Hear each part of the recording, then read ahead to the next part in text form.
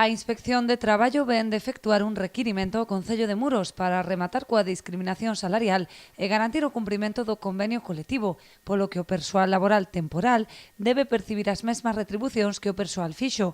O pronunciamento da autoridade laboral chega tras as reiteradas denuncias formuladas por comisións obreiras ante o incumprimento do acordo sobre o complemento de antigüidade ou pola vulneración do Estatuto dos Traballadores ou non converter en indefinido a persoal que leva anos encadeando contratos temporais.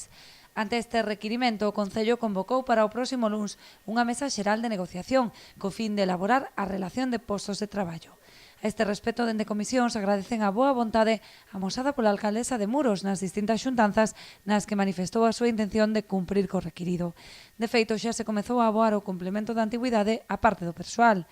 Aínda así, lamentan a demora na convocatoria na mesa de negociación, na que agardan que o Concello adquira o compromiso firme de estender o dereito ao complemento de antigüidade a todos os traballadores, así como a elaboración dunha RPT xusta.